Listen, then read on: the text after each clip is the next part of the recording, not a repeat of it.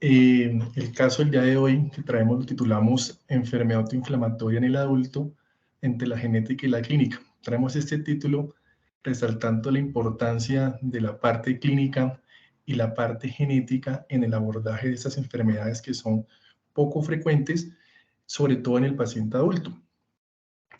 El cuadro clínico es de una paciente de 20 años, de sexo femenino, natural de Bogotá, procedente de Bogotá, ocupación estudiante. El motivo de consulta de la paciente es fiebre, dolor y malestar.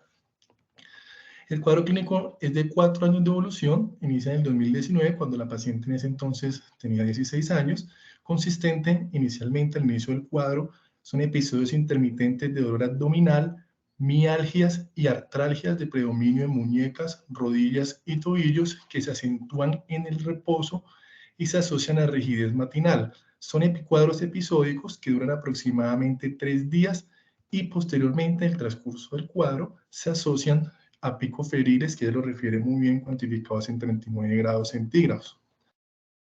A la revisión por sistemas refiere dolor torácico tipo punzada ocasional, refiere desde hace 2 años fenómeno de Raynaud. Adicionalmente, también refiere que desde hace 2 años presenta petequias a nivel de miembros inferiores. Esto los presenta durante los episodios febriles y no refería a ningún otro síntoma o signo adicional, negaba serostomía, seroftalmia, síntomas gastrointestinales, respiratorios, urinarios, alguna otra sintomatología adicional. Entre los antecedentes, la paciente cuando la hablamos llega con antecedentes de síncope vasovagal y síndrome de dolor mucoesquelético amplificado. Antecedentes quirúrgicos no refería. Farmacológicos, ella refería que tomaban naproxeno ocasionalmente durante los episodios referidos de la sintomatología. Alérgicos, niega. Familiares, madre con asma, y abuela refería que le habían diagnosticado en algún momento vasculitis, sin especificar qué tipo de vasculitis era. Abuela también hipertensa con diabetes mellitus. Tóxicos no refiere. Hospitalizaciones en el año 2021 por el cuadro del síncope vasovagal. En ese entonces se le hizo un estudio, digamos que extenso del síncope, diagnosticándose el síncope vasovagal.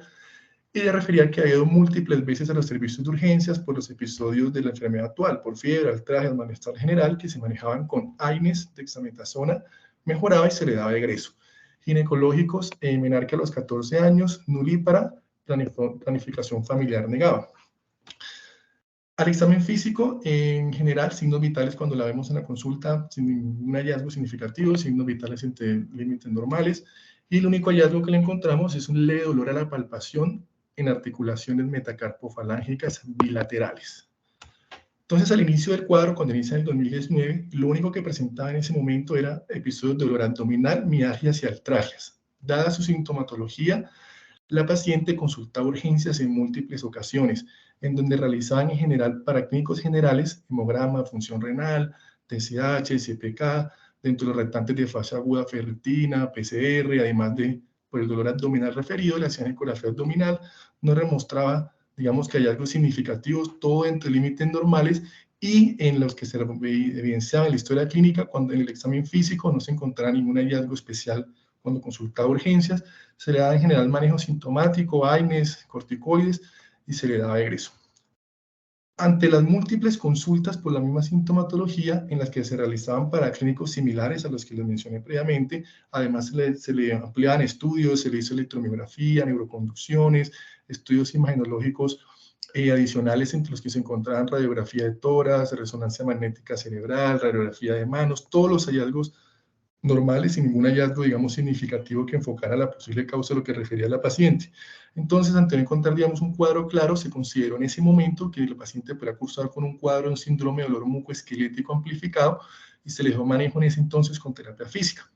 Recordar que este cuadro del síndrome de dolor mucoesquelético amplificado es un término que abarca el espectro de manifestaciones de dolor mucoesquelético crónico que no tienen una evidencia de una causa física como una lesión o inflamación.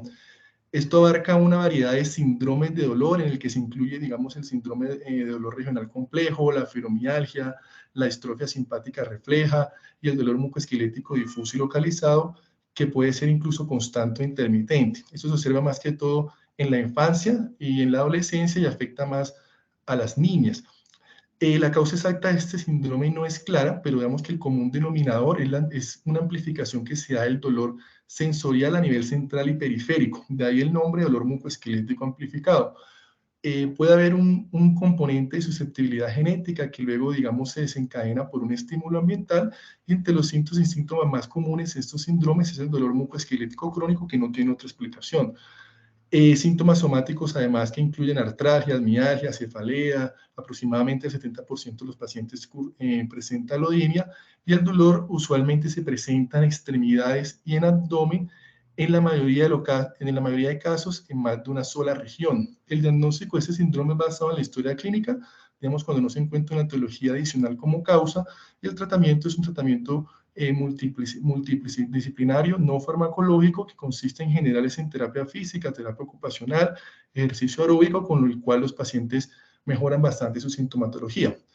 A pesar de ese diagnóstico, y pues efectivamente la paciente ingresa a terapia física, terapia ocupacional, sin embargo persiste la sintomatología, persisten los episodios de poliartralgia, mialgia y dolor abdominal, y con persistencia de asistencias a los servicios de urgencias. Es valorado 2 años después, en el 2021, en consulta externa por el Servicio de Medicina Interna, y en esta ocasión la paciente refiere síntomas adicionales a esos 3 que tenía inicial. En ese momento refiere además, ahora fenómeno de Raynaud, refiere además que los episodios también se asocian a picos febriles, cuantificados claramente, lo refiere hasta 39 grados centígrados, además de edema articular en muñecas, rodillas, manos, asociado a rigidez matinal y aparición de unas lesiones tipo petequias en miembros inferiores. Los episodios duran aproximadamente entre 2 a 3 días y resuelven. A veces, pues con el manejo analgésico, en ocasiones resuelven sin ningún tipo de tratamiento. No lo asocia a ningún otro síntoma especial gastrointestinal, respiratorio, urinario. En el momento de las valoraciones, cuando la ve incluso medicina interna en este año, siempre, y en las que se puedan evidenciar en las historias clínicas anteriores, la valoración siempre se encontraba en el momento del examen físico sin ningún hallazgo, y en las consultas externas siempre estaba asintomática, era solamente lo que refería a la paciente. Ante estos nuevos, digamos, síntomas referidos por la paciente, pues el Servicio de Medicina Interna solicita nuevamente estudios adicionales. Estas son las fotos que aporta la paciente de las lesiones cutáneas referidas. Se traen con preautorización por parte de la paciente. Son petequias, ya les refería como no palpables, que aparecen durante los episodios febriles de artralgia, de mialgias, sobre todo a nivel de muslos y piernas. En los estudios que solicitó medicina interna adicional, pues en general es parte de los que ya se han realizado, en general un hemograma que está normal, función renal normal, tratantes de fase aguda negativas. Se ampliaron estudios con ANAS, ENAS, factor reumatoide, citrullinas negativas, VIH negativo, además de radiografía de tórax y ecocardiograma que no tienen hallazgos significativos. Entonces, hasta el momento, pues no había un cuadro claro, digamos, paraclínico o clínico que enfocara el caso. La paciente, pues en las consultas, cuando la valora medicina interna, tampoco le encuentra ningún hallazgo del examen físico, y pues siempre en el momento que la valora está asintomática. Dada la persistencia de la sintomatología, es valorada posteriormente por el servicio de reumatología, y pues realizamos un nuevo análisis del caso, en el cual tenemos una paciente en el momento actual, cuando la vemos, con 20 años, que presenta episodios intermitentes de poliartralgias en extremidades del predominio en reposo, mialgias con edemas en muñecas y rodillas, además de rigidez matinal, considerándose que es un dolor de características inflamatorias. Además, los episodios se asocian a picos febriles cuantificados hasta 39 grados centígrados, dolor abdominal y aparición de petequias en miembros inferiores. La paciente pues, refiere nuevamente que los episodios son recurrentes, de aproximadamente 3 días de duración, y autorresuelven, pues a veces con el manejo y pues, muchas veces sin el manejo, y que lo está presentando más o menos cada 2 a 3 semanas, con estudios pues para clínicos previos hasta el momento que todos pues estaban negativos, y además que durante las valoraciones en las consultas pues no se encontraba nada. El único hallazgo cuando la vemos nosotros acá en la consulta es lo que le mencionaba, que tiene un dolor al examen físico, un dolor leve a la palpación de articulaciones metacarpofalángicas bilaterales donde no se evidenciaba edema o signos de sinovitis. Ante esto pues se realizó durante la consulta ecografía articular, sin evidenciarse hallazgos claros de sinovitis donde ella refería al dolor. Llamada la atención, pues entre toda su sintomatología, los picos febriles claramente cuantificados por la paciente, de larga duración, recurrentes. Hasta el momento, pues no hay un diagnóstico claro, y pues fue cuando iniciamos como el abordaje diagnóstico. Entonces hay que tener en cuenta que cuando nos enfrentamos a síndromes febriles prolongados, es importante tener en cuenta varias definiciones. La fiebre recurrente, que es la presencia de episodios de fiebre de duración variable que se repiten en el tiempo, pero que no tiene una periodicidad y que el tiempo de evolución es mayor de 6 meses. Y el otro concepto es la fiebre periódica, que es la presencia de episodios de fiebre también de duración variable, pero la diferencia acá es que estos sí se repiten en intervalos fijos en el tiempo, con episodios asintomáticos entre los episodios. Su definición en general es arbitraria y no existe un consenso global, y en general cuando uno revisa pues, la literatura se encuentra una definición como la presencia de 3 o más episodios de fiebre durante un intervalo de 6 meses con periodos asintomáticos entre los episodios de por lo menos 7 días. Estos episodios de fiebre periódica por lo general son autolimitados, claramente pues dependiendo de su etiología, pero en general son autolimitados, y en ocasiones pueden estar asociados en ocasiones están asociados a presencia de inflamación en diferentes regiones corporales, como articulaciones, serosas, tracto gastrointestinal, piel, entre otros. Es usualmente retador al enfrentarse a un caso de un síndrome de fiebre recurrente o periódica, sobre todo porque en la práctica clínica generalmente es difícil definir si los episodios febriles son periódicos. Como todo, una buena historia clínica, una anamnesis, antecedentes, el examen físico son pues de gran valor para el enfoque clínico. Hay que tener en cuenta varios diagnósticos diferenciales, sobre todo en casos de fiebre recurrentes. Entre las causas se pueden encontrar múltiples, por ejemplo, causas infecciosas como tuberculosis, VIH, la malaria, que da una fiebre periódica entre intervalos regulares de 48 a 72 horas, la enfermedad de Lyme, claramente todo esto dependiendo del contexto epidemiológico, infecciones por hongos, endocarditis o focos infecciosos ocultos. Hay también causas neoplásicas como el linfoma, en la enfermedad de Hodgkin, tumores sólidos como el feocromocitoma o cáncer de colon. Hay también pues, un gran grupo de las enfermedades autoinmunes como la artritis idiopática juvenil, la enfermedad inflamatoria intestinal, la enfermedad de Still, la enfermedad de Behçet y los síndromes autoinflamatorios familiares. Hay otras menos frecuentes como la embolia pulmonar recidivante o la hipertemia de causa hipotalámica como resultado de una posible lesión traumática o intrínseca a nivel del hipotálamo. En ocasiones, la sobreposición de diferentes enfermedades puede dificultar la interpretación de los síntomas.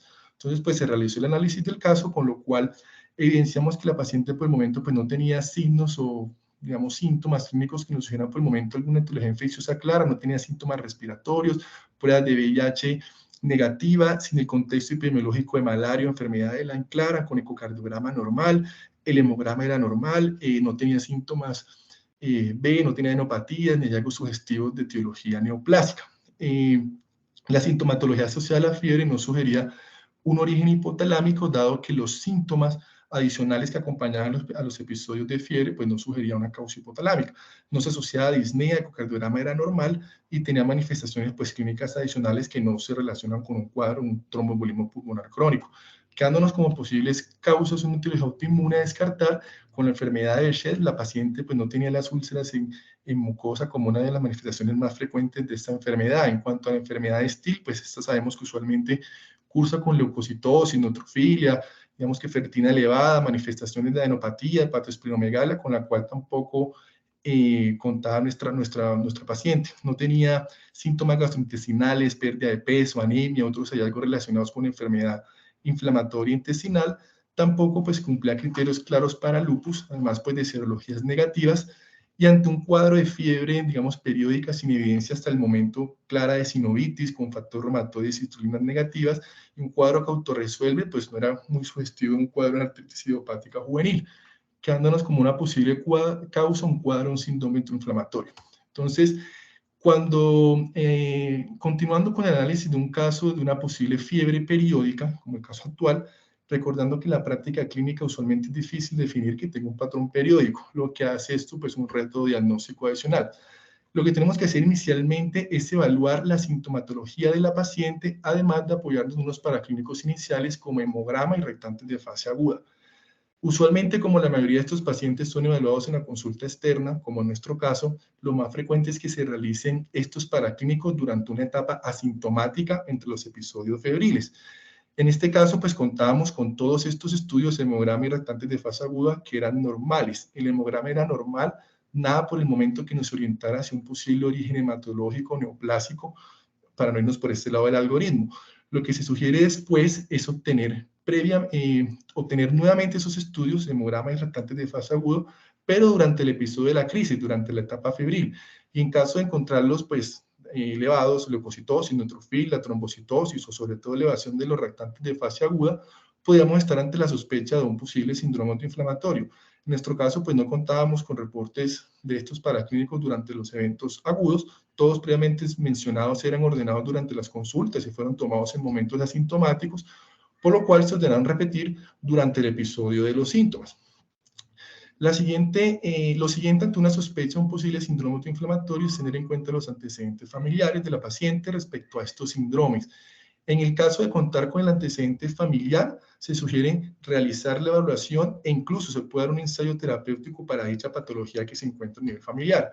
En el caso de nuestra paciente, pues no se contaba con ese antecedente en la familia y en este caso, pues nos debemos basar mucho en las manifestaciones clínicas que nos orientan a la sospecha diagnóstica para determinar los pasos a seguir en una paciente que tiene una historia familiar negativa. Entonces, como son múltiples estos síndromes, según los hallazgos clínicos nos podríamos orientar hacia uno u otro como posible etiología. Por ejemplo, en fiebre mediterránea familiar, pacientes que se presentan con picos febriles, pleuropericarditis, peritonitis, tener artralgias o artritis, en el síndrome periódico asociado al receptor de factor de necrosis tumoral, son pacientes que se presentan con edema periorbitario, pleuropericarditis, peritonitis, el síndrome periódico asociado a creopirina, son pacientes que tienen alteraciones neurosensoriales, también los picos febriles, hay algo de amiloidosis renal y compromiso en piel de urticaria.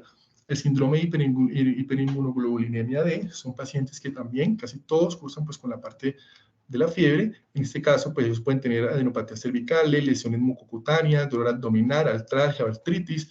Hay pues otros como la insuficiencia 20, donde esos pacientes se caracterizan por lesiones de úlceras orales o genitales, compromiso cutáneo, artralgia, artritis, la deficiencia de la adenosina de aminasa 2, donde son pacientes que se caracterizan por presencia de stroke recurrente, la interferonopatía tipo 1, que son pacientes que se caracterizan por disfunción neurológica y lesiones parecidas a tipo Sabañón en las manos, y la enfermedad de Still pues, del adulto. Otros cuadros de síndromes inflamatorios, donde tenemos la pericarditis recurrente idiopática, y, por ejemplo, el síndrome de SAFO, que como sabemos son pacientes que se caracterizan por acné severa, hidradenitis supurativa, osteitis, hiperostosis, pustulosis palmoplantar o sacroileitis.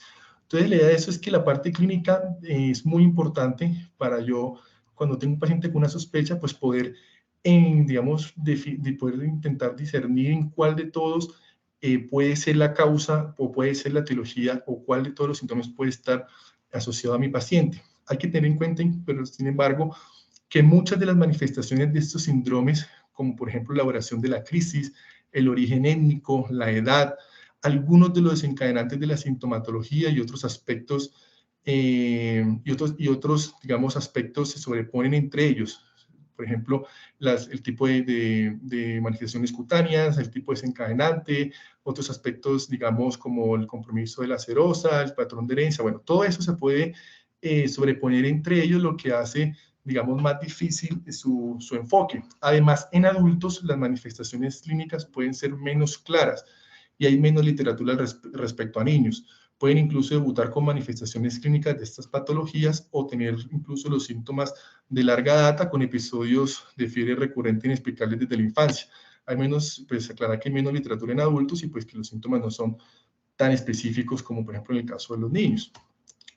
Se ha propuesto el concepto de un continuo en las enfermedades inmunológicas, clasificándolas de acuerdo al compromiso del sistema inmune, si es innato, que se refiere a autoinflamación, o el sistema inmune adaptativo, donde se refiere a autoinmunidad.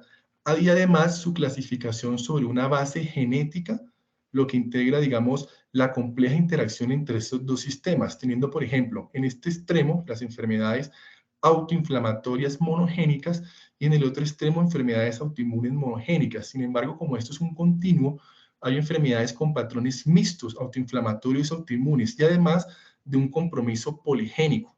Entonces, lo que hace más complejo, digamos, la relación entre esas patologías. Las autoinflamatorias más frecuentes son monogénicas.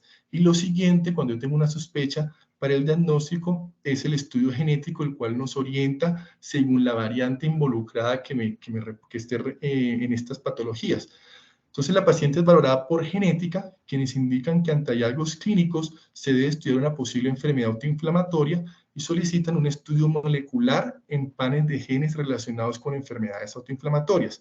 Se solicita una secuenciación exómica con secuencia de nueva generación. Estos son test genéticos basados en secuenciación masiva que engloban genes que están implicados en una misma patología. Estos se utilizan cuando se tiene una sospecha diagnóstica según el fenotipo de la paciente y su causa puede tener origen múltiple genes. Esto puede incluir desde 2 genes hasta cientos de genes. Y también se incluyó el análisis de variantes del número de copias o CNVs por algoritmos bioinformáticos. Es importante, pues, saber el fundamento de estos estudios para poderlos interpretar. Entonces, para ello hay que tener en claro estos conceptos de variantes. En general, hay CNVs o variación de número de copias y SNV, que son variantes de nucleótido único. La CNV o variación de número de copias, como su nombre lo indica, son variaciones en un número, digamos, mayor de copias, es decir, en una parte de un cromosoma o un fragmento de ADN. Entonces tenemos, por ejemplo, dos copias de cada gen, una proveniente del padre, otra proveniente de la madre. Entonces lo que pasa es que podemos ahora tener una copia, solamente, por ejemplo, aquí perdemos C por deleción heterocigota en un alelo, o 3 copias, por ejemplo, por una duplicación heterocigota. Incluso puede haber 0 copias por una lesión homocigota, o puede haber incluso 4 copias o más por duplicación homocigota, incluso más copias por amplificación. Esto claramente va a afectar el transcripto del gen y por lo tanto, pues, va a tener impacto en la proteína final. Lo otro son mutaciones puntuales, que es el SNV, que es una mutación solamente en una base nitrogenada puntual. Esto, pues, claramente también puede alterar la proteína final y, pues, dando algún fenotipo clínico. La mayoría de variantes relacionadas con enfermedad corresponden a variantes SNVs. Entonces, cuando se pidió la secuenciación exómica con secuenciación de nueva generación de los genes de interés relacionados con enfermedades antiinflamatorias, esto quiere decir un exoma dirigido, recordar que en el proceso de maduración del RNA como tal, se eliminan intrones y se unen los exones para producir una molécula de RNA mensajero maduro. El conjunto de exones donde están los genes que se van a codificar se llama exoma. Entonces, el exoma dirigido es seleccionar un gen o un panel de genes de interés especial y realizar el análisis de las variantes SNV, o sea, de nucleótido único, de estos exomas de genes que son previamente conocidos, que tienen variantes que se pueden relacionar a enfermedades autoinflamatorias. Fueron en total 156 genes analizados, todos estos que están acá, en búsqueda de estos SNV que son estos, los que se analizaron estos pacientes, que son los que están relacionados, tienen variantes relacionadas con enfermedades autoinflamatorias. Y el cribado de CNVs, de número de copias, es el análisis de búsqueda de SNVs, como les mencioné, también se hizo en estos mismos 156 genes, pero recordar que el CNV es de copias más grandes.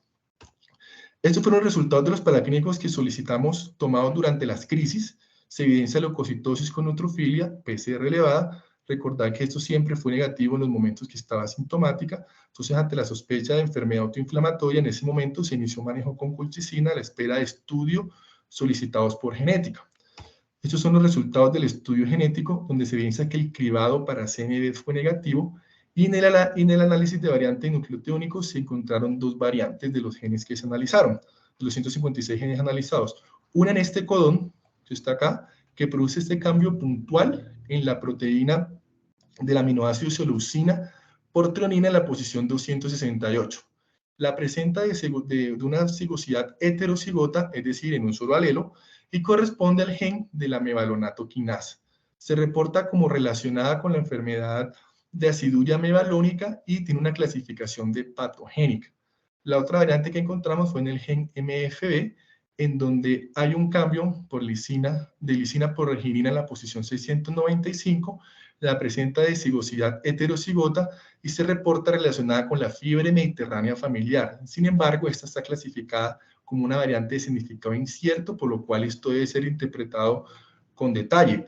Entonces, ¿cómo se interpreta? Bueno, hay diferentes clasificaciones en la interpretación. Está según su mutación, la cual puede ser silente, que significa que el codón que mutó como tal Igualmente va a codificar para un aminoácido, para el mismo aminoácido, por lo cual no hay una repercusión en la proteína final. La no-sense, que es que el codón que muta es un codón de terminación, dejando finalmente la proteína incompleta. Y la missense, en la cual se cambia un aminoácido en la proteína final que podría tener repercusión. Hay otra clasificación según su origen, por ejemplo, si hay de lesiones, si hay duplicaciones, si hay translocaciones, si hay inversiones, como vemos acá. Y la tercera, que es la más importante clínicamente, es la que se basa en la correlación clínica. Y en general se clasifican en las que están bien relacionadas, por ejemplo, o bien demostradas con una enfermedad, y estas son las patogénicas, es decir, que ya se ha descubierto su relación causal, siempre están en enfermos, no en sanos, y se han demostrado, por ejemplo, en estudios, entonces pueden explicar la enfermedad de la paciente. Esta como una de las variantes que encontramos en nuestra paciente. El otro grupo es de probablemente patogénicas, que estas tienen una relación con la enfermedad, pero no están completamente probadas. Les falta quizás un poco más de evidencia, quizás más personas en las que se puedan diagnosticar, o se ha hecho la clasificación mediante análisis informático del posible tipo de daño. Acá en el centro están los casos más difíciles, que son las variantes de significado incierto, como una de las que tiene nuestra paciente. Son variantes en las que el cambio del aminoácido se podría asociar con el fenotipo del clínico, pero no se sabe del todo. Incluso a veces pueden estar en sanos, son más difíciles de interpretar y hay que analizar muy bien el caso o el caso más a fondo. Para poder tratar, digamos, en el futuro que estas variantes que están acá en significado incierto se cataloguen después como patogénicas o benignas, se necesitan más estudios, más evaluaciones en otras personas con un fenotipo similar, bueno, entre otras cosas. Y el extremo, este extremo de las benignas o probablemente benignas, estas son variantes frecuentes, sobre que están sobre todo en sanos, no alteran las proteínas y digamos que no hay una relación causal con la enfermedad cuando nos reportan una variante que es benigna. Hay diferentes estándares y guías para poder clasificar las diferentes alteraciones en las diferentes variantes. Estas del Colegio Americano de Genética Médica y Genómica, en donde las clasifican en las categorías que les mencioné anteriormente: patogénica, probablemente patogénica, benigna, probablemente benigno, de significado incierto, y esto tiene unos criterios. Les estoy acá para mostrar, digamos, darle un enfoque más o menos de cómo es que se clasifican, si son patogénicas, son benignas, son de significado incierto, y ellos tienen varios criterios, como por ejemplo, algunos datos poblacionales, nos dice la guía, en la que la variante sería fuerte hacia patogénicas y su prevalencia en afectados con la enfermedad está estadísticamente aumentada respecto a controles sanos. En nuestra población, pues no hay muchos estudios como tal poblacionales respecto a estas enfermedades. Otro criterio, por ejemplo, es un análisis, pues es un análisis computacional, en donde, por ejemplo, si se predice que la variante que tienes es nula en un gen donde la pérdida de la función es un mecanismo conocido de causa de enfermedad, entonces se puede catalogar como patogénica.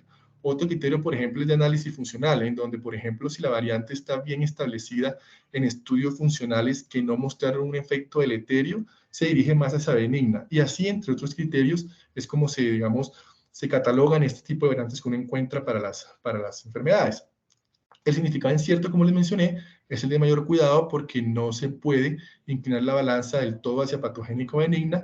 De pronto, pues, con el tiempo, cuando haya más evidencia, pues se irán clasificando más hacia patogénicas o benignas. Las variantes, es interesante, las variantes pueden verificarse. Cuando uno reporta una variante, uno la puede verificar en bases de datos. Por ejemplo, esta es la página del ClinVar, de la Librería Nacional de Medicina de Estados Unidos. Nos permite buscar la variante. Por ejemplo, en este caso, buscando una de las variantes de nuestra paciente, que es la relacionada con el gen MFB, que es la variante que reportaron como de significado incierto para fiebre mediterránea familiar. Podemos ver esta página cuando la buscamos, que nos aclara que hay conflictos en la interpretación respecto a la patogenicidad. E incluso aquí nos permite tener acceso a la bibliografía que sustenta por qué le dan esta clasificación. Una ventaja del ClinVar, de esta página, es que lo refieren como manualmente curada. ¿Qué quiere decir eso? Que hay expertos en genética y genómica que verifican variante por variante, que reportan los laboratorios y le dan la clasificación. Esta se actualiza constantemente, cada 2 años, la revisan, cada 2 años revisan y le dan pues la patogenicidad o la clasificación a la variante. Entonces, viendo esta variante, la encontramos acá como de significado incierto, que es una de nuestro paciente. Cuando nos vamos a guías, algoritmos diagnósticos para la fiebre mediterránea familiar, este que es propuesto por el proyecto Eurofiber, el proyecto Eurofiber fue promovido para recolectar información sobre la presentación clínica, desenlaces y respuesta al tratamiento de pacientes con enfermedades antiinflamatorias. Cuando vemos acá, como tenemos una variante de significado incierto para fiebre mediterránea familiar, nos muestra que en pacientes que a pesar de tener manifestaciones clínicas de una posible fiebre mediterránea familiar, el hecho de tener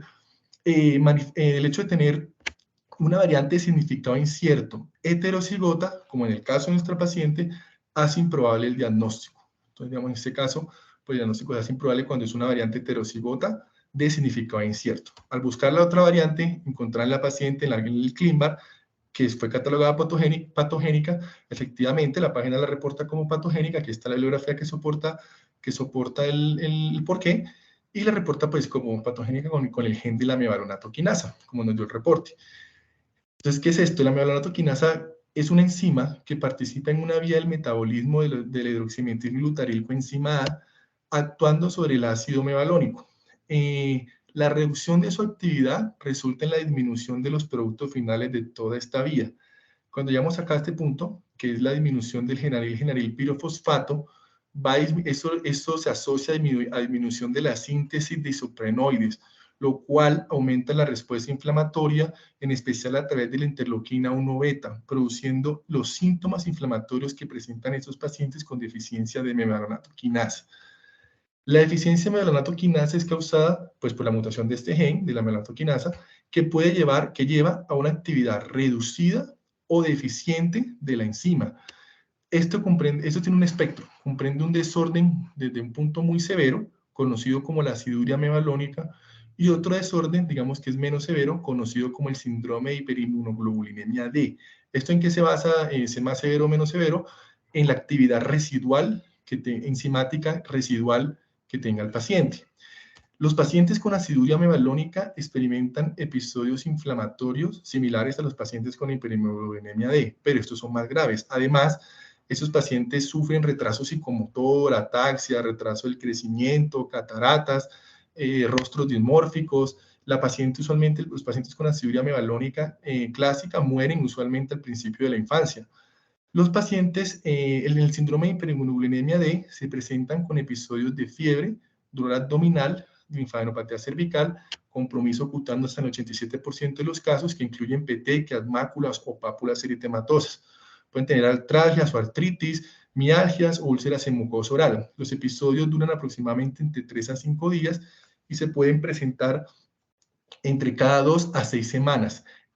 Aclarar nuevamente que en el adulto el fenotipo de presentación puede variar entre pacientes, muy diferente en el niño, a veces en los niños a veces el fenotipo, la presentación clínica varía bastante y no siempre se presentan todos los síntomas que están descritos en el síndrome.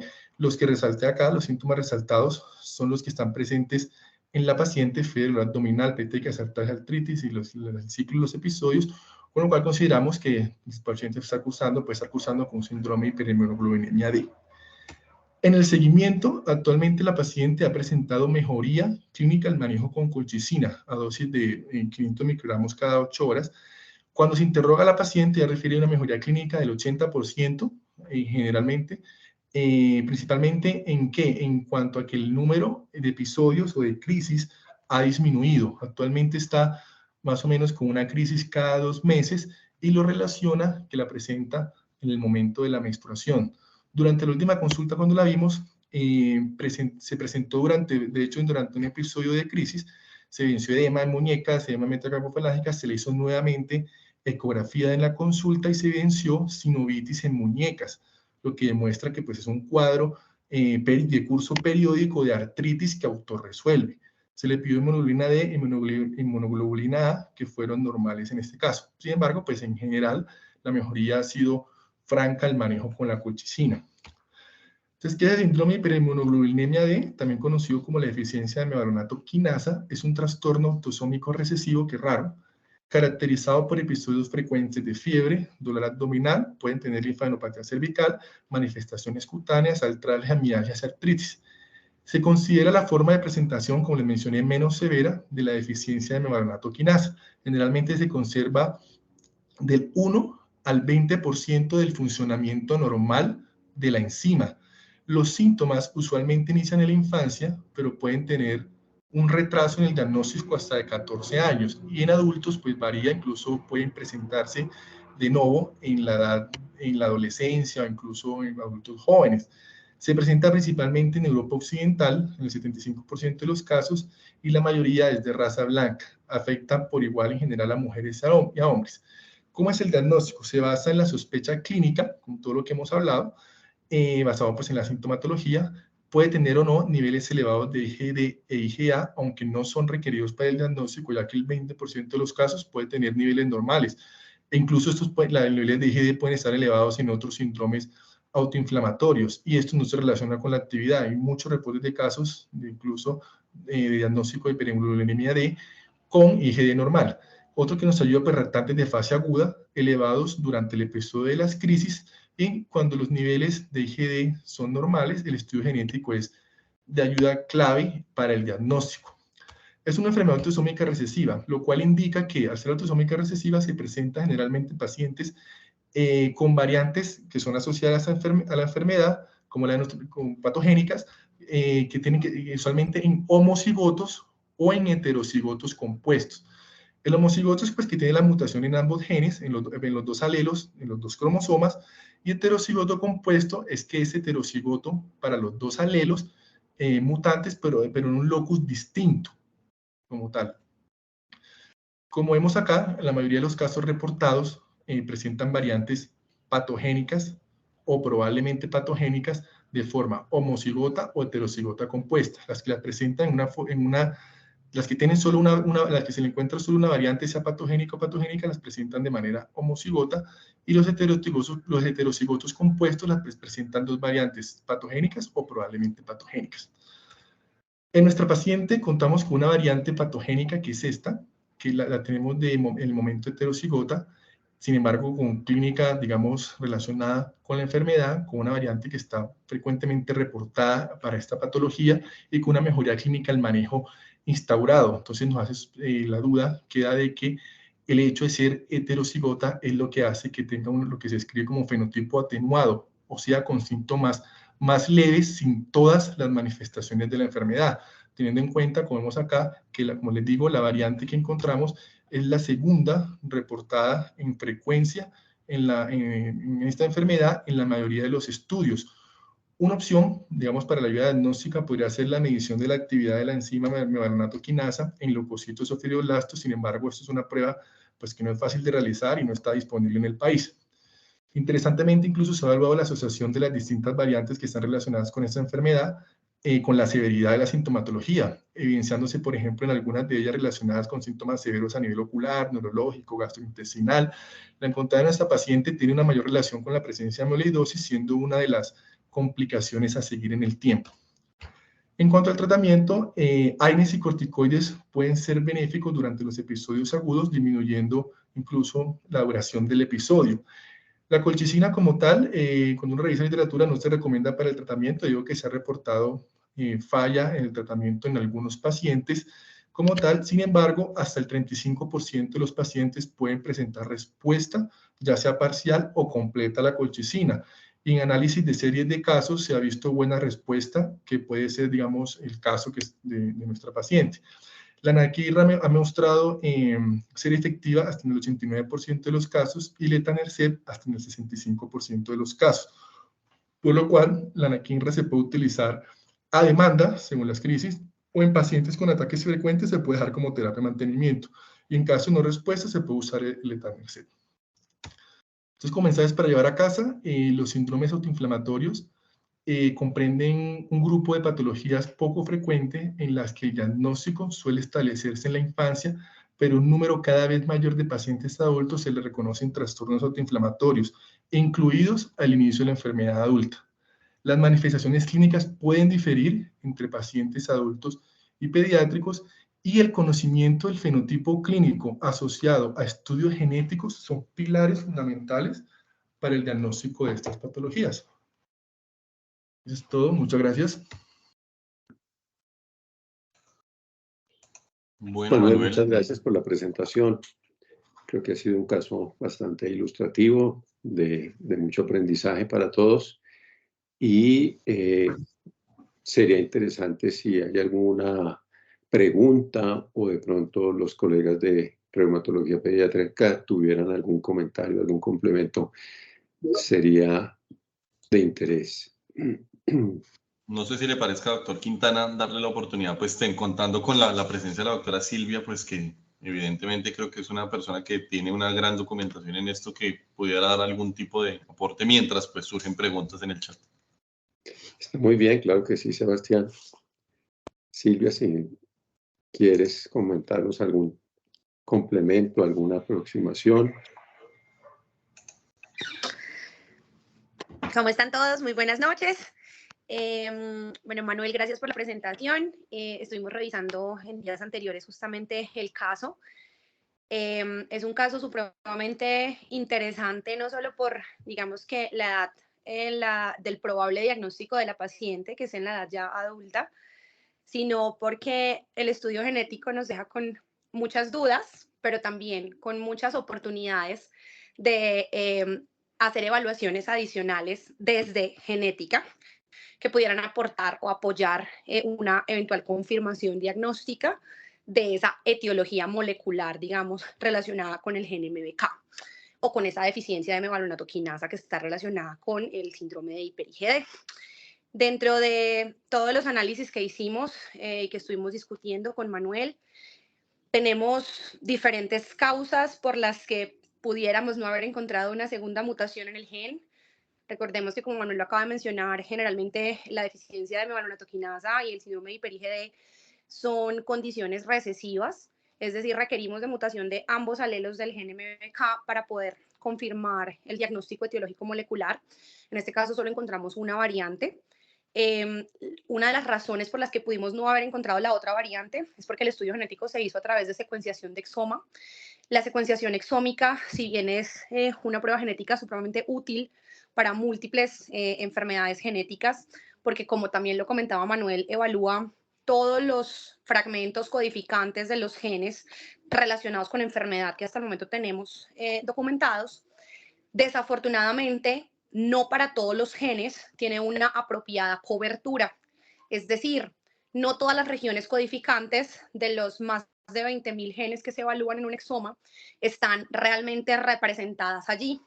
De hecho, generalmente en la experiencia que tenemos quienes también trabajamos en laboratorios de diagnóstico, es que desafortunadamente la gran mayoría de genes está cubiertos sobre el 94-95%. Entonces, primera razón por la que pudimos no haber detectado una segunda variante, definitivamente tenemos que plantear como posibilidad que haya sido la técnica seleccionada para el estudio de los genes. Cuando nosotros hacemos un panel, no a través de secuenciación, sino de secuenciación de exoma, perdón, sino a través de secuenciación en panel, es decir, diseñamos específicamente los reactivos con los que queremos capturar esos genes, nosotros lo que vamos a lograr tener es cobertura al 100% de todos los genes que analizamos. Entonces, generalmente o anteriormente se utilizaban realmente muchísimo los paneles como tal justamente para garantizar esto. Ahora, digamos que con la disminución de costos de la secuenciación exómica es a veces mucho más eficiente, sobre todo pensando en una necesidad de pronto más adelante de hacer evaluación de otros genes y de ampliarse, hacer secuenciación de exoma. Por otra parte, pudiéramos haber perdido eventualmente en el análisis alguna variante en el gen MBK que fuera excluida por calidad, porque de pronto no fue secuenciada el número de veces suficientes para que nosotros dijéramos esto realmente está presente en el paciente y por filtros de calidad en el análisis pudo haberse excluido. Esa es otra opción. Otra opción es que pudiéramos haber tenido alguna variante intrónica profunda. Las variantes intrónicas que son variantes genéticas que se encuentran en los intrones de los genes. Los intrones de los genes, si ustedes de pronto recuerdan, son las regiones no codificantes, es decir, lo que no forma parte como tal de la proteína. Sin embargo, esas regiones son supremamente importantes, sobre todo para la regulación de la expresión de los genes. Y a veces se nos quedan por fuera variantes en los intrones porque justamente el exoma no está cubriendo intrones. El exoma está cubriendo exones. Entonces, puede pasar que también eventualmente tengamos variantes intrónicas que no se estén viendo representadas. Y finalmente, pues pueden tratarse de variantes que hasta el momento no han sido descritas o de las que no tenemos información y pudieran tampoco estarse incluyendo realmente al analizar, digamos, a través de diferentes herramientas bioinformáticas en estos exámenes. Otra posibilidad, por supuesto, que tenemos es que, como lo mencionaba Manuel, definitivamente se pudiera tratar de un fenotipo atenuado en un paciente heterocigoto, o sea, que no hubiese otra mutación en el gen, que definitivamente la paciente sí sea heterocigota y que tenga ese fenotipo de pronto un poco más leve, porque esa va a ser la manera como se va a comportar. Esto cada vez cobra más importancia cuando pensamos en enfermedades autoinflamatorias y en enfermedades autoinmunes. De hecho, para nosotros los genetistas a veces es un reto grandísimo la interpretación de los estudios en este tipo de enfermedades, porque todavía nos falta mucha información. Hasta hace pocos años empezamos a entender el papel que juegan las variaciones en distintos genes en causar al menos susceptibilidad a tener ciertas manifestaciones autoinflamatorias. Entonces, pudiera ser que realmente existieran fenotipos en heterocigotos. Sí, esa es otra posibilidad que pues hasta el momento no tenemos tan bien documentada en la literatura, pero está allí. Finalmente, podemos estar en un escenario en el que lo que tenemos es una paciente con variantes en distintos genes que están involucrados en las mismas vías de señalización pro o antiinflamatorias y que de repente eso sea lo que está afectando de alguna manera a esas vías de señalización, es decir, que tengamos de alguna manera como una herencia poligénica o un compromiso poligénico y que esto también pudiera eventualmente explicar el compromiso en la paciente. Entonces son, como les digo, pues un reto diagnóstico realmente desde el punto de vista genético, pero que nos abre la puerta a empezar a pensar qué más podemos hacer para apoyar ese diagnóstico. Perfecto, muchas gracias. Una intervención muy completa y pues definitivamente creo que deja datos interesantes para lo que hagamos de aquí en adelante con estos abordajes genéticos. Ya hay manos levantadas en el público, entonces le voy a dar la palabra al doctor Camilo Vargas. Hola, buenas noches. Hola, Sebastián, Jairo, Gerardo, Manuel, ¿cómo están? Muchas gracias por el caso. Nosotros los reumatólogos pediatras pues estamos más sensibilizados a identificar enfermedades autoinflamatorias y pues vemos fiebres periódicas y fiebres recurrentes en la consulta porque es una de las causas de las remisiones pues más importantes.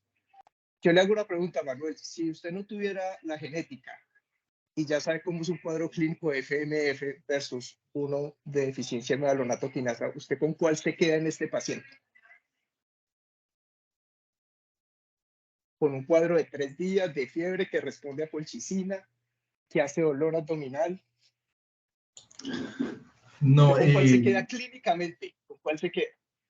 No, estamos en el estudio genético es bastante peso en orientarnos acá. La verdad, los síntomas, cuando revisaba los estudios antiinflamatorios, son muy similares. En el caso de esta paciente, pues como vemos, no tiene todos completos para una hiper-IgD, tiene algunos de fiebre materna familiar.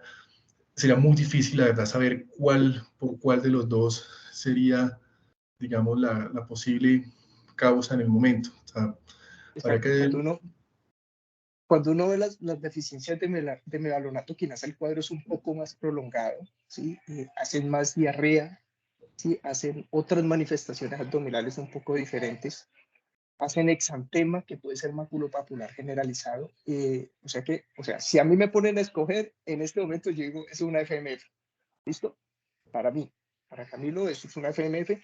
Además que miren que la respuesta colchicina fue buena. Y eso es una cosa interesante en las FMFs.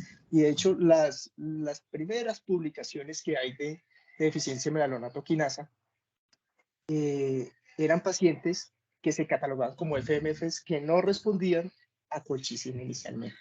Entonces, eso es una cosa bonita porque uno va viendo cómo el espectro del fenotipo se va como mezclando un poquito con el genotipo que le van a uno reportando los laboratorios. En Cali hemos tenido pacientes con FMF que los reportes de los exomas nos salen con unas cosas que uno no sabe si eso fue bien hecho o no bien hecho, porque salen cosas que no cuadran definitivamente con el fenotipo del paciente. Hasta que a veces hacemos secuenciaciones Sanger del gen que creemos que está comprometido, como ha sucedido, entonces hacemos secuenciación Sanger del gen de la fiebre mediterránea familiar y ahí encontramos la mutación. que nos explica los síntomas.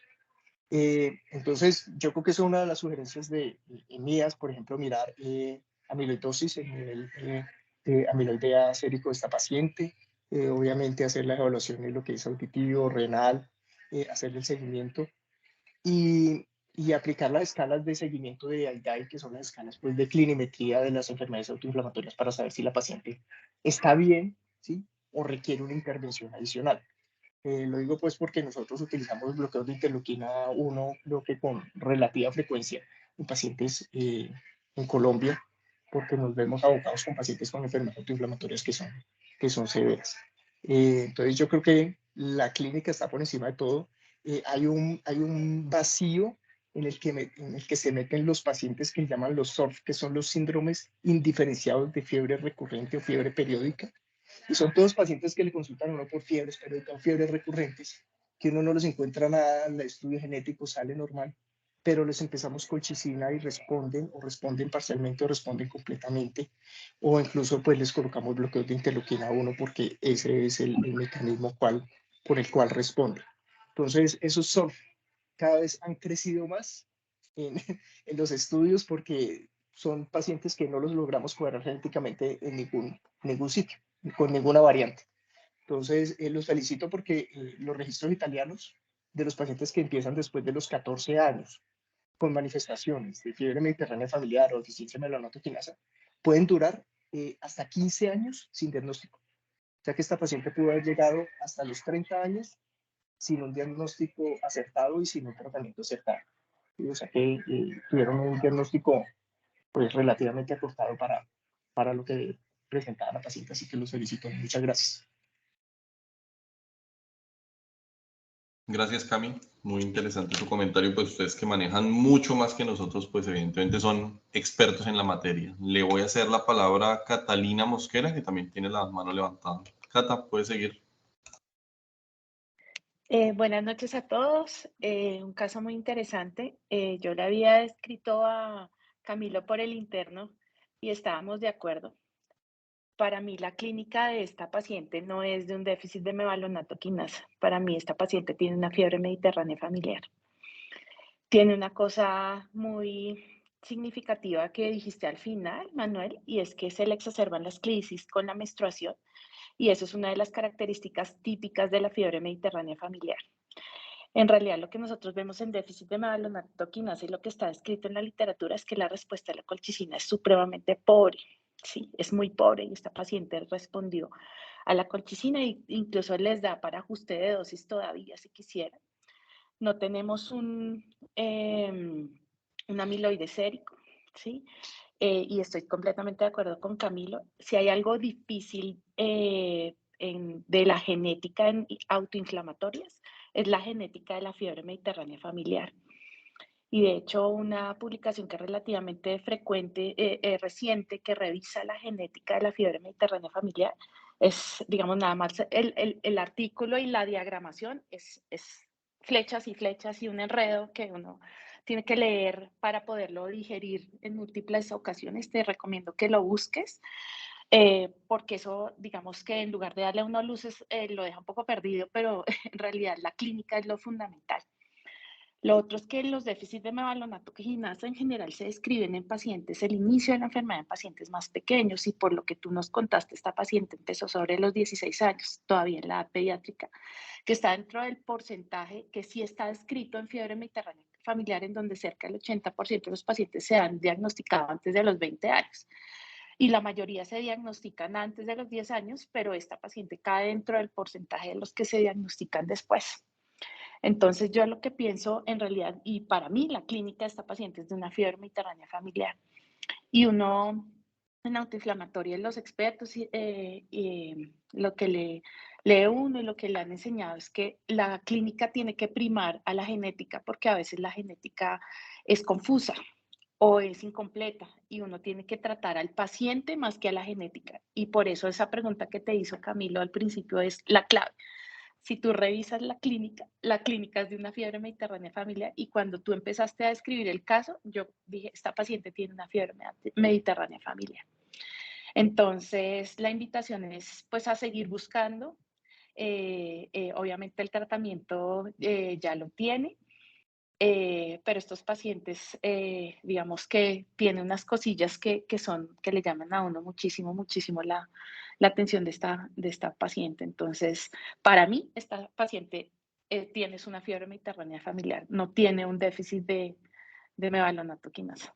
Así, digamos, la genética apunte más hacia eso, pero la clínica tiene que primar sobre la genética. Muchas gracias. Muy interesante.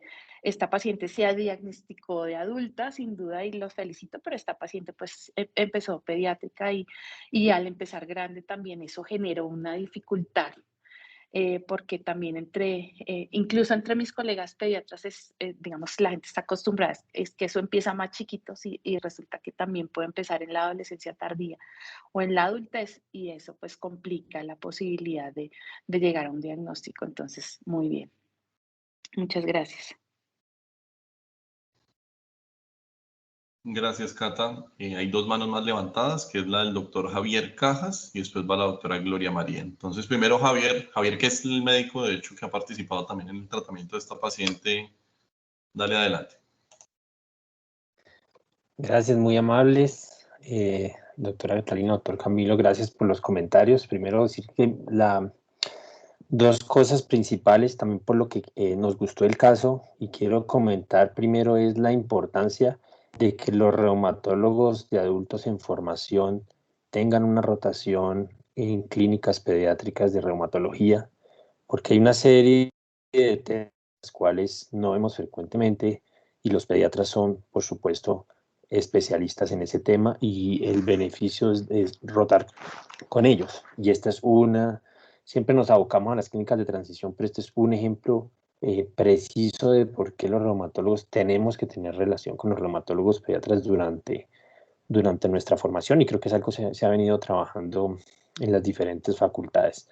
Lo segundo que quería resaltar en este caso es la importancia de las redes sociales entre colegas para la discusión de casos. Este es un caso del cual el abordaje es difícil y también por medio de comentarlo con colegas de diferentes medios de comunicación, principalmente por WhatsApp y este tipo de cosas, es importante entender que es una forma también de colegaje y de ayuda para enfocar un diagnóstico, porque fue de verdad mucha ayuda en este caso. Y por último, yo tengo una pregunta principalmente para los doctores pediatras y para la doctora Silvia, y teníamos una duda muy importante con este paciente, y es esa mutación que vimos que no estaba bien tipificada para la fiebre mediterránea familiar. Entonces, esto está basado pues en bases de datos genéticas de otras poblaciones, y cuando hablamos de población, la genética cobra un papel pues fundamental, porque ahí sí es muy diferente un colombiano que un italiano, que un griego, que un mediterráneo, pues es diferente el de acá, el del Océano Pacífico ecuatorial. Entonces, ¿creen ustedes que es que existe una deficiencia también en las bases de datos para determinar que estas mutaciones necesariamente si son patogénicas, aparecen como poco patogénicas o en duda de patogénica, pero es porque realmente nos basamos en unas bases que están sesgadas a algunas poblaciones? Y la segunda es, ¿qué opinan ustedes de la conjunción de dos mutaciones en vías diferentes del mecanismo autoinflamatorio? Nosotros lo buscamos con Manuel, con la doctora Silvia, y vimos que sí existe pues, posibilidades de mutaciones, ¿no es cierto?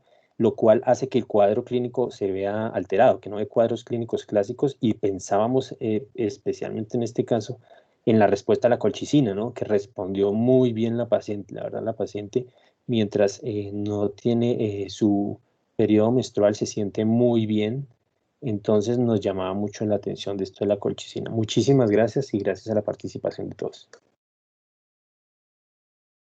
Gracias, Javier, por tu opinión, y pues como médico tratante es muy importante lo que has destacado de la experiencia, sobre todo que podemos extrapolar de los pediatras y la importancia de una rotación para todos, que definitivamente es necesaria hacer esa transición. Va la doctora Gloria Vázquez. Sebastián, no sé si la doctora Silvia le quiera contestar de pronto a Javier la pregunta que le hizo sobre la concomitancia de dos, de pronto. como prefiera, doctora, no hay problema. Doctora Silvia, si quieren, le damos paso a su respuesta y después sigue la doctora Gloria Vázquez. Gracias. Bueno, definitivamente sí es verdad que hay un déficit de análisis genéticos o de datos genéticos de poblaciones latinas en las bases de datos. Sin embargo, hay algo que es importante resaltar, y es que el criterio poblacional, el criterio de frecuencia de las variantes en determinadas poblaciones es solo uno de los más de 30 criterios que utilizamos los genetistas cuando clasificamos variantes. Entonces, si bien de alguna manera, y de hecho también lo discutíamos ayer con Manuel, si bien de alguna manera a veces pueden estar subrepresentadas ciertas variantes en las bases de datos, tener eventualmente frecuencias muy altas, por ejemplo, porque son muy frecuentes en caucásicos, en europeos, en americanos, y de repente eso sesga a veces el análisis de pensar, bueno, esta variante es muy frecuente, entonces probablemente no es nada, probablemente benigna, no. Eso ya no sucede de esa manera, digamos que ya sabemos, y yo le ponía a Manuel un ejemplo, el ejemplo más característico de que la frecuencia poblacional a veces no es tan buen indicador, son las variantes que causan hemocromatosis. Las variantes en el gen HF son supremamente frecuentes en población general, demasiado frecuentes, la frecuencia es altísima. Sin embargo, son variantes patogénicas que en ciertas combinaciones causan hemocromatosis. Y eso, digamos que ya lo sabemos y lo hemos aprendido. ¿Por qué? Porque hay otros criterios que pesan de pronto más que esas variantes, que esas frecuencias, poblacionales. Entonces, si bien sí hay una subrepresentación de nuestra población, es apenas uno de los tantos criterios que nosotros utilizamos en el momento de analizar variantes. Y de hecho, los criterios clínicos, a veces no, los criterios clínicos que muchas veces los laboratorios no tienen, pesan mucho en la reclasificación de una variante en el momento de una valoración o de una reconsulta de un paciente ya con un resultado genético. Una variante que nos pueden informar como de significado incierto, pero que al momento de ajustar criterios fenotípicos, podemos decir, reclasificamos, y esta variante en nuestro paciente se vuelve probablemente patogénica o patogénica. Generalmente probablemente patogénicas, pero sí es, digamos que posible después reclasificarlas. Frente al tema de las dos variantes afectando distintas vías de señalización, sí, de hecho sí se ha escrito para diferentes enfermedades, no solo para enfermedades inflamatorias.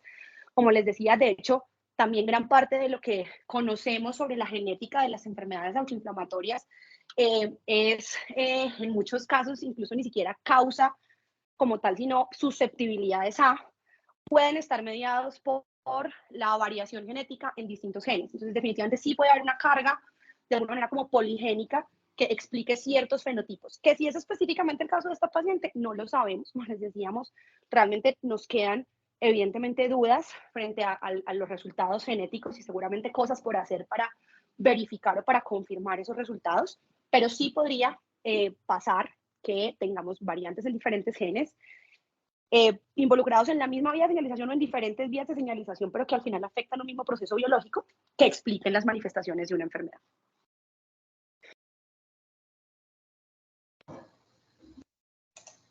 Perfecto, muchas gracias. Doctora Glorita.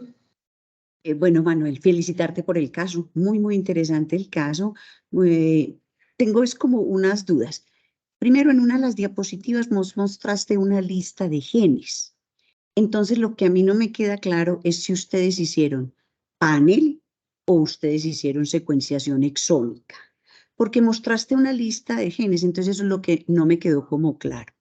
Lo segundo era que le quería preguntar a la doctora Silvia si estudiar la familia, los padres o los hermanos pudiera ayudar a reforzar el hallazgo de que de pronto la de fiebre mediterránea familiar pudiera considerarse de pronto patogénica o algún hallazgo de eso. Y lo otro es preguntarle a la doctora Silvia si en este momento deberíamos continuar utilizando la palabra mutación o deberíamos hablar más bien de variantes. Entonces esas son como las tres preguntas que tengo.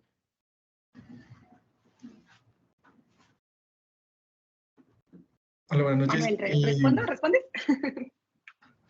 Sí, se solicitó una secuenciación exómica con análisis dirigidos a estos genes de interés que están acá, que se incluía Pero eso, entonces eso es lo que no me queda claro, porque entonces ustedes seleccionaron los exomas a evaluar, solamente los exomas incluidos en esos genes.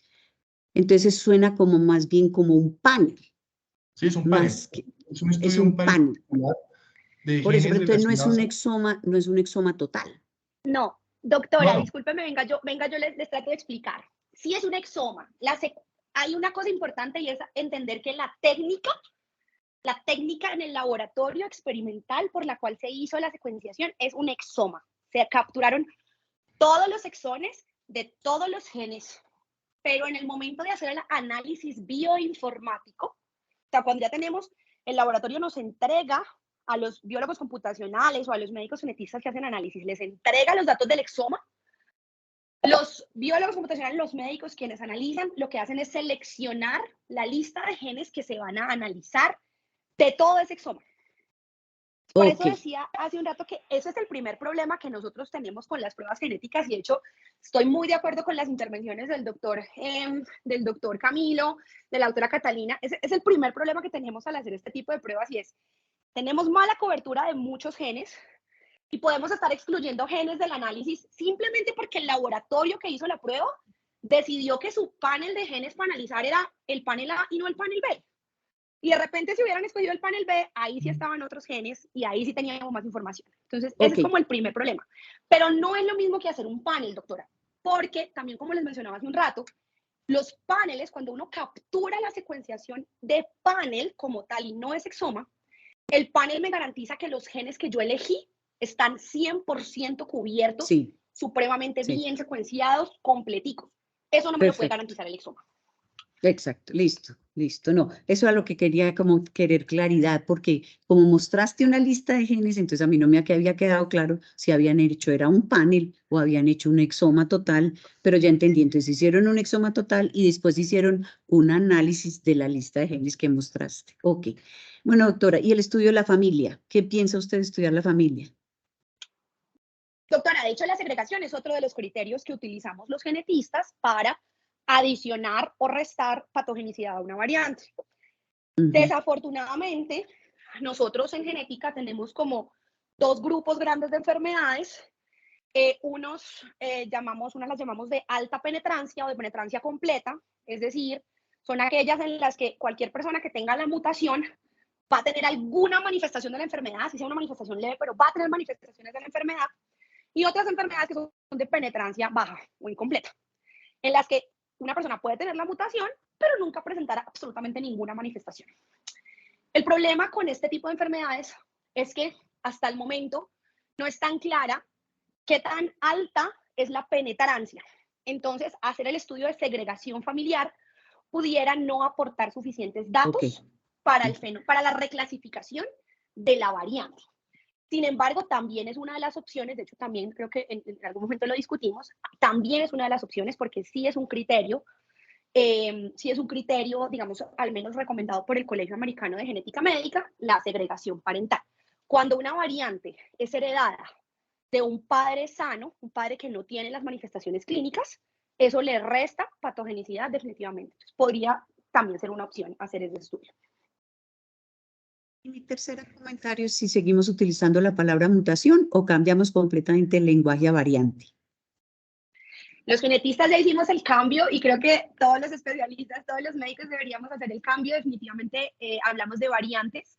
Los términos de mutación y polimorfismo ya desde hace varios años han caído en desuso y nada, así las reconocemos.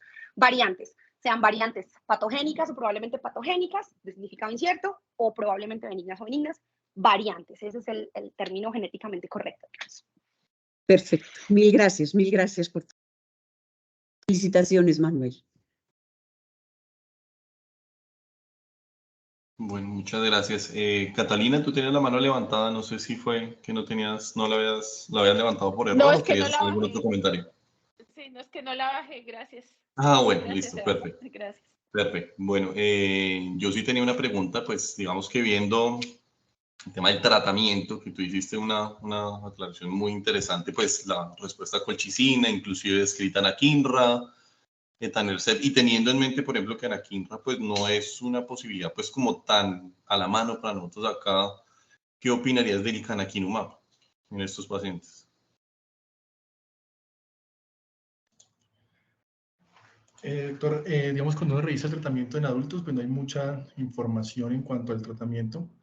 Si uno se busca de canakinumab en reportes de casos, probablemente encuentre, pero, digamos, no hay un estándar claro de que sugiere el tratamiento. Los reportes que hay, o por ejemplo, sobre todo en niños, y lo que hay de adultos es anakinra, o en caso pues de que no sea efectiva o que no se cuente, pues lo que sigue sería con etanercept. No hay, digamos, casos claros con otros medicamentos en cuanto a esta patología, ni tampoco con, por ejemplo, Todimar o algún otro medicamento adicional. Entonces, la opción sería, si no se puede considerar anakinra, sería más con etanercept que con algún otro. Porque probablemente uno encuentre algún reporte de casos, sí hay, pero no es, digamos, claro una directriz por guías o por reportes más grandes.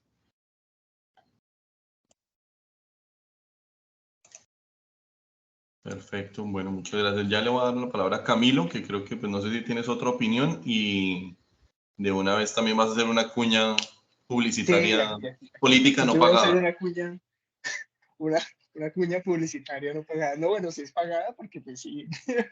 Bueno, el 20 y 21 de octubre tenemos un evento en Cali, que es el evento, el primer simposio de reumatología e inflamación pediátrica. Vamos a estar 7 reumatólogos pediatras, vamos a tener neurólogos, intensivistas, nefrólogos, infectólogos. Vamos a tener transmisión streaming en vivo. Entonces yo les voy a compartir al chat de reumatología nuevamente el link para que se conecten todos y tengan el código de acceso para que todos estén allí. Y pues los profes que quieran que sus fellows pues estén inmersos en estos temas de reumatología pediátrica lo puedan hacer.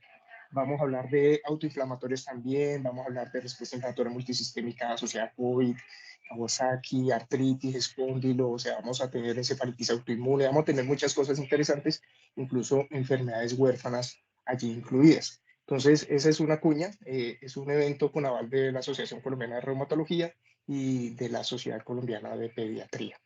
Y por otro lado, el canakinumab es como la segunda mano que nosotros tenemos después de la colchicina para manejar los pacientes con fiebre mediterránea familiar. Como dice Manuel, anakinra es una buena opción y es una buena opción, ¿sí? Probablemente a Colombia esté llegando anakinra en los próximos meses o años. Es un proyecto que hay nuevamente de un laboratorio interesado en traer anakinra a Colombia. ¿Sí? Porque, por ejemplo, para esta paciente se hacen los brotes solamente asociados a esos eventos de estrés o premenstrual y menstrual, pues sería una paciente candidata a recibir anakinra esos días que está en brote de la enfermedad. Y el canakinumab, pues sí lo usamos en PCR Colombia y pues tenemos pacientes, creo que varios de los reumatólogos pediatras tenemos pacientes con este medicamento, ¿vale? Muchas gracias. Gracias, Cami. Sí, como ustedes dicen, la evidencia es más en pediatría y los reportes grandes son en pediatría, por supuesto, pero pues igual es un elemento que tenemos a la mano y pues habría que considerarlo si esta paciente llegase a fallar al tratamiento en algún momento con los ajustes y demás. Catalina, te habías subido la mano otra vez. No sé si vas a hacer algún comentario respecto al tratamiento, justamente.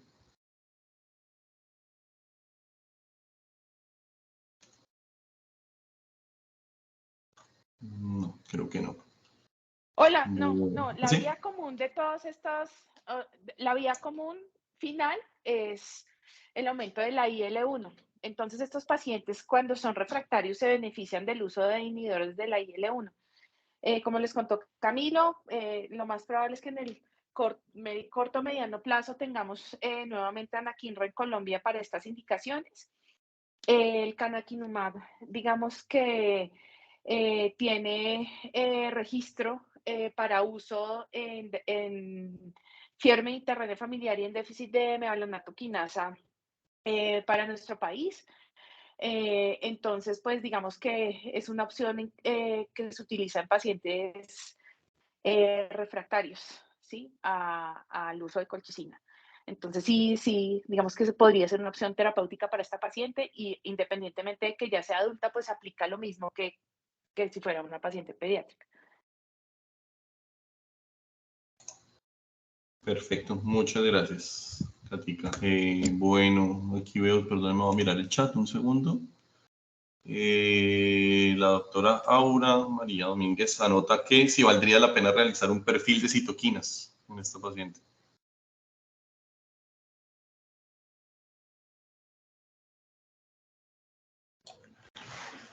No está descrito digamos, por ejemplo, en el parte del diagnóstico, en el seguimiento.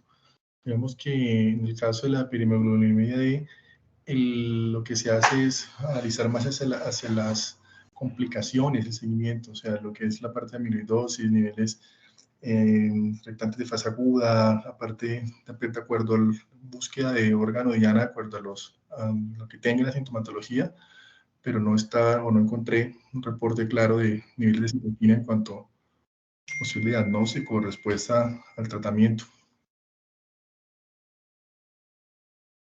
Ok. Hay una pregunta más arriba que había olvidado hacer, Franci Cuervo, que nos dice que cuál es la enfermedad autoinflamatoria más frecuente en Colombia. Pues cuando revisé, busqué datos, pues dije tiroides familiar y el resto, y en realidad no encontré mucha literatura, no encontré un caso claro en Colombia y no hay esa estadística clara de más frecuente o no. Pronto en niños hay un poco más, pero tampoco intenté buscar algo más en la parte de pediatría, no encontré un dato exacto que me diera una estadística. Hay estudios, incluso en Latinoamérica no hay muchos reportes tampoco, encontré algunos en Uruguay, otros en México, pero no, esa estadística no está muy clara en Colombia. Son pocos casos y si uno busca reportes, pues en realidad no encuentra mucho. Enfermedad de Still del adulto, enfermedad de Still del adulto.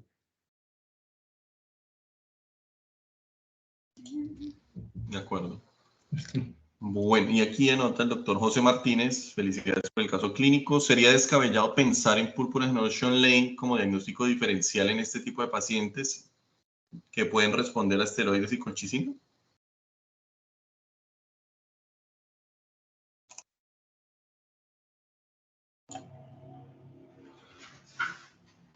Pues digamos que por la parte periódica, pues por la clínica periódica que tiene la paciente, episodio tan crónico, digamos que esa sinovitis y pues los episodios de recurrencia que pues, nos da clara la clínica de esa paciente, pues no sospechamos mucho hacia esa parte de Genociolen, incluso autorresolvían sin ningún tipo de tratamiento, entonces pues no nos parecía más hacia esa patología, por eso pues digamos que sí, después de que se dio el tratamiento con colchicina, resolvía, pero incluso había casos donde ella no recibía ningún tipo de tratamiento, ni siquiera esteroide, nada, y resolvía la sintomatología. Entonces, pues no es muy compatible con la púrpura de Henderson. Perfecto. Catalina. Para pues responderle un poco al doctor, que además nosotros también vemos más vasculitis IgA. De hecho, en fiebre mediterránea familiar se describe con mayor frecuencia la aparición tanto de vasculitis IgA como de PAN. Es, digamos, mucho más frecuente cuando se compara a población que no tiene fiebre mediterránea familiar con población que sí la tiene. Estos pacientes tienen una frecuencia más alta de esos dos tipos de vasculitis. En general, la vasculitis IgA no se asocia a fiebre, y pues digamos que la posibilidad diagnóstica pues es baja, pero sí son muy llamativas las lesiones que presenta en la piel la paciente, que podrían ser lesiones vasculíticas. En algún momento también valdría la pena, si se tiene la posibilidad en uno de los cuadros, aunque como han venido bajando la frecuencia, de tomar una muestra de esas lesiones en la piel, porque eso también podría ayudar, porque pues no parecieran las lesiones típicas de un paciente con déficit de mevalonatoquinasa, pero sí podrían ser lesiones vasculíticas que se ven con mayor frecuencia en pacientes con fiebre mediterránea familiar. Entonces, eso, para comentar y responderle al doctor. Bueno, muchas gracias. Bueno, estoy revisando el chat, creo que no hay más preguntas, no hay más comentarios y sí creo que pues ya todo está resuelto, pues creo que podríamos cerrar la sesión de hoy. Fue extremadamente valiosa y creo que el apoyo definitivamente de los reumatólogos pediatras fue muy interesante porque pues evidentemente tienen la experticia más que nosotros y pues es muy enriquecedor su apoyo, y el caso de ustedes pues indudablemente fue muy interesante, el apoyo con la genetista, con todo este apoyo que definitivamente pues es algo que debemos integrar, y como casi todos los casos concluyen, el trabajo multidisciplinario definitivamente es vital. Doctor Gerardo Quintana, no sé si quiere hacer un último comentario y pues cerramos la sesión. No, muchas gracias a todos. Creo que lo interesante de estos casos es precisamente el que podamos aprender entre todos. Agradecerles a los reumatólogos pediatras por esos aportes tan valiosos que han hecho, y creo que de nuevo aquí estamos para aprender.